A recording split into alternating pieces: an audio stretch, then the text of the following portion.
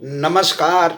आज की चर्चा का मुख्य विषय है राज्यसभा सांसद का चुनाव। कल भारतीय जनता पार्टी के केंद्रीय कार्यालय ने उत्तर प्रदेश और उत्तराखंड के राज्यसभा सांसदों के प्रत्याशियों का नामों का ऐलान किया। इसमें जो द्विवार्षिक चुनाव है 2020 का, उसमें उत्तर प्रदेश के से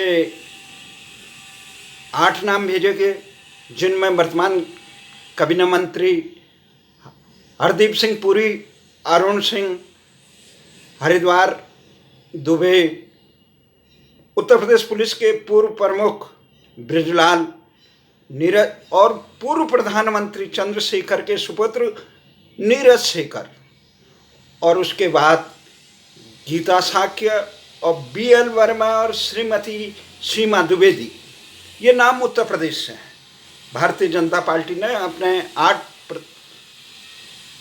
राज्यसभा सांसदों के लिए जो प्रत्याशी हैं उनके नाम का ऐलान किया। और उत्तराखंड में सबसे बड़ी गहमागहमी थी किसको उत्तराखंड से भेजा जाएगा। उसमें नरेश बंसल, जो संगठन महामंत्री रहे उत्तराखंड भाजपा के 2 बार, तो ये जो नामों की चर्चा हुई, तो उसके बाद वैसे राज्यसभा सांसद, ऐसा नहीं कि उत्तराखंड में नेताओं की कमी है, लोग बहुत छले महसूस हुए। इस नाम की घोषणा नरेश बंसल के नाम से लोगों को ऐसा आशा थी कि कोई मजबूत नेता भेजा जाएगा जो उत्तराखंड की जनता को एक दिशा देने का काम करेगा, जो जनता के दर्द को एक स्वर देगा, शासन प्रशासन तक देश के हुक्मरानों को, प्रदेश के हुक्मरानों को एक दिशा देने का काम करेगा। ऐसे नेता की कम, ऐसा नहीं। उत्तराखंड में बहुत MLA है, बहुत मंत्री हैं, लोकसभा के सांसद हो चाहे राज्यसभा के सांसद हैं, परंतु अधिकांश दलीय बंधुआ मजदूर हैं। उन्हें उत्तराखंड के हक हकूकों की कोई चिंता ही नहीं। उत्तराखंड की जनता क्या चाहती है, इससे उन्हें कोई फरमान नहीं। हाँ, आला कमान क्या बोले, क्या राग करना है, ज़्यादा से ज़्यादा वो अपने पद के लिए तड़पते रहते हैं और उसके लिए लॉबिंग करते रहते हैं, अपने परिवार के लिए आगे बढ़ाने का काम करते हैं और अपने प्यादों को आगे बढ़ाने का काम करते हैं। इसके अलावा उत्तराखंड के हितों के लिए वो काम करेंगे, ऐसा एक भी सांसद, एक भी वो तैयार नहीं है, खासकर अभी नहीं। ऐसी पीड़ा, छटपटाहट, जिसे लीडरशिप कहते हैं, बैठ जाए, ये मांग पूरी नहीं हो तो बैठ जाए मुख्यमंत्री के दरवाजे के आगे या केंद्रीय नेतृत्व को सुनाए, कोई ऐसा नहीं है। किसी के दिल में टीस नहीं है ऐसी कि वो संघर्ष का वो मादा जो जनता ने मुजफ्फरनगर कांड का दंश झेला था, जो राव मुलायम के दमन सहा था, वैसा दमन सहकर भी उत्तराखंड लेने का जनून, जैसा जनून वर्तमान किसी भी सांसद, विधायक और इनमें दिखाने नहीं देता। इसलिए एक ऐसा नेतृत्व चाहिए था। सुविधा भोगी पद पे आसीन तो दुनिया भर के हैं, जहाँ लीडर, इस प्रकार का लीडर ना उत्तराखंड में नहीं मिला, जो परमार की तरह एक उत्तराखंड के दिशा और दशा को बदलकर भविष्य के लिए एक आदर्श प्रदेश की गठन करे। ऐसा नेतृत्व नहीं मिला।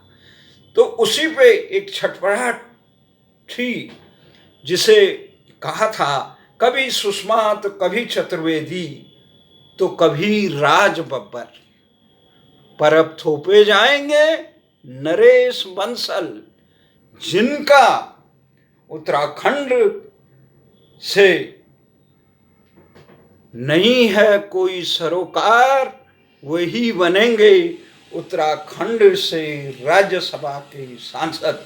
ये फरमान है। ये फरमान, ये ऐसा नहीं कि वर्तमान में बीजेपी है वही करेगी, कांग्रेस भी रही, उसने भी वही काम किया, या अन्य दल रहेंगे।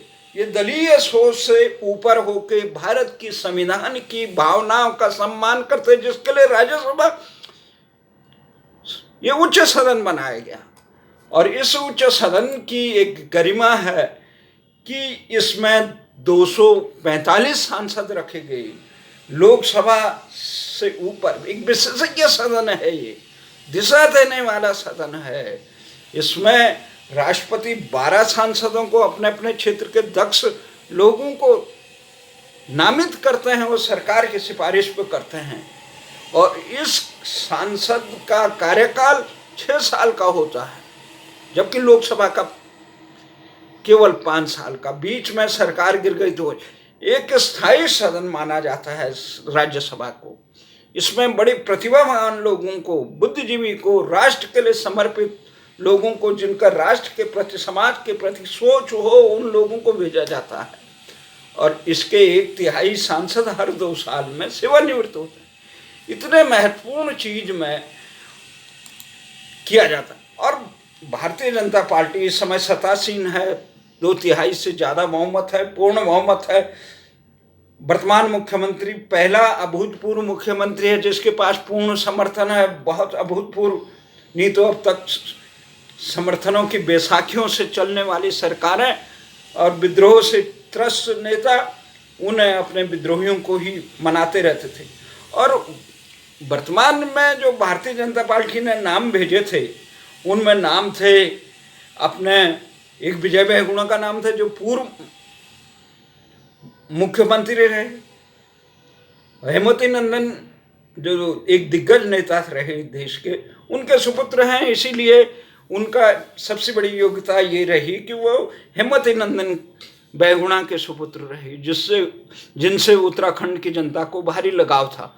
परंतु कांग्रेस ने उनको थोपा और वो बिल्कुल पूरी तरह से बेनकाब हो गए उत्तराखंड त्रासदी में 2013 में। इसलिए कांग्रेस ने उन्हें बदला। उसके बाद वो भारतीय जनता पार्टी में आ गए। अब भारतीय जनता पार्टी में भी उन्हें पद चाहिए। राज्यसभा का सांसद के लिए वो भी अपने दबाव बनाने में लगे हुए थे।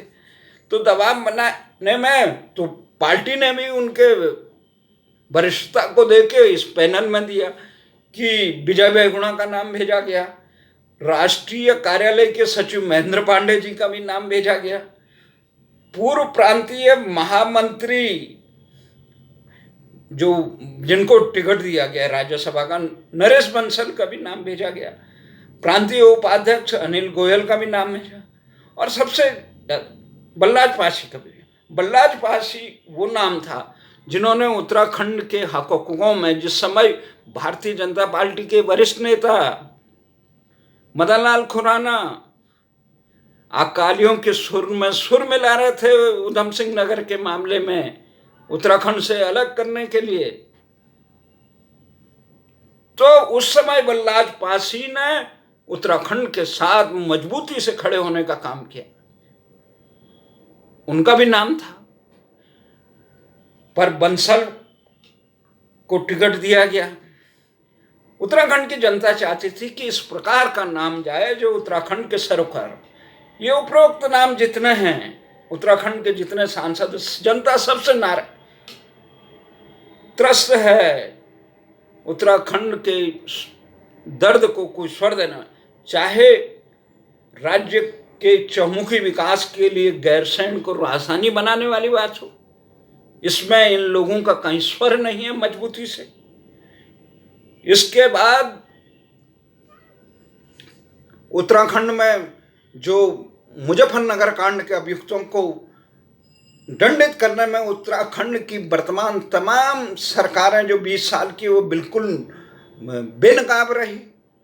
कमजोर पैरवी के कारण न उन्होंने उत्तर प्रदेश सरकार से आयोग गठन की मांग की, न उन्होंने केंद्र सरकार से गठन की मांग की सर्वोच्च न्यायालय के निर्देशन में, न उन्होंने खुद ही ये काम किया। अभी तो इतनी कमजोर पैरवी की उनके गुनाहगारों को उत्तराखंड में लाल कालीन बिछाने के काम किया, मुलायम सिंह से लेकर बुआ सिंह, अनंत कुमार सिंह। अब क्या बोल रहे हैं? तो इस प्रकार का कमजोर काम किया। उसके बाद जनसंख्या पर आधारित विधानसभा परिसमन को थोपने का काम किया। किसी ने ओपनिंग किया? तथाकथित विकास पुरुष तिवारी जिन्होंने उत्तराखंड की नींव में मट्ठा डालने का काम किया, वो चाहते थे उत्तराखंड के परमार साबित हो सकते, बड़ा अनुभव था, पर उत्तराखंड के प्रति इतना दुराग्रह था, वो कहने लगे कि उत्तराखंड मेरी लाश पे बनेगा, कैसे बनेगा।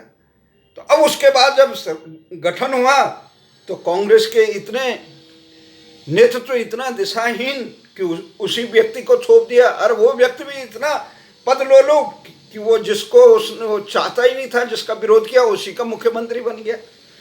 तो अब बनने के बाद अगर अच्छा काम कर देते तो उत्तराखंड की जनता उनका स्वागत करती है। हमने भी कहा कि भाई ये सबसे अनुभवी हैं, अगर बना दिया तो कुछ काम करेंगे, परंतु क्या पता था कि जड़ों में ही मट्ठा डाल देंगे। मुजफ्फरनगर कांड से लेकर ये गैरसैंण राजधानी से लेकर भू कानून से लेकर हिमाचल की तरफ से लेकर जनसंख्या पर आधारित विधानसभाओं के परिसीमन में अगर किसी व्यक्ति ने सबसे बड़ा गलत काम किया वो तो तिवारी जी हैं, उसके बाद खंडूड़ी जी, उसके बाद विजय बहुगुणा, निशंक और हरीश रावत और वर्तमान त्रिवेंद्र जी सब नकारा साबित हुए उत्तराखंड की जनता की आशाओं में वज्रपात करने वाले।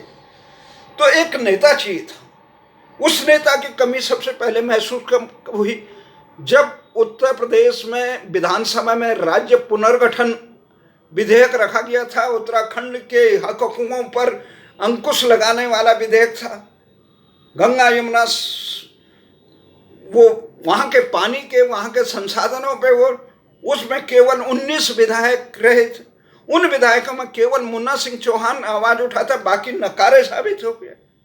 तो उसके बाद इस प्रकार की कमी हुई, और आज भी कोई अपने पार्टी में दल में मजबूती से बात नहीं करता, केवल विपक्ष में रहकर जनता को बरगलाने के लिए गाल बजाते हैं, पर जब सत्ता में आते हैं तो निर्णायक निर्णय लेने का कोई ठोस काम नहीं करते हैं। तो ये काम था, जनता को चाहिए था कि एक मजबूत नेता हो जो स्वर दे नरेंद्र सिंह नेगी की तरह, कि वहाँ के हर विधा पर सरकार को खिलाफ कि चूल्हे हिलाने के लिए भ्रष्टाचार पे हो, ये बांध से शराब से हो, या किसी भी काम पे हो, गैरसैंण पे हो, मुजफ्फरनगर कांड पे हो, अपने स्वाभिमान के लिए हो, हकों के लिए हो, नरेंद्र सिंह नेगी ने स्वर दिया।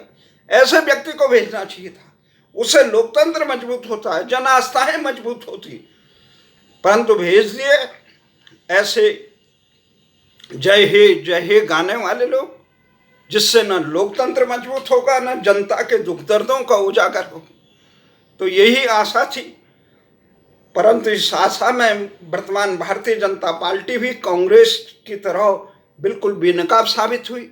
ये दलीय लोकतंत्र से ऊपर उठकर कोई काम कर ही नहीं सकते हैं। आशा है भविष्य में कोई भी शासक आएगा वो इस संकीर्ण लक्ष्मण रेखा को हटाकर राष्ट्र हित और प्रदेश हित के लिए काम करेगा। जय हिंद, जय भारत।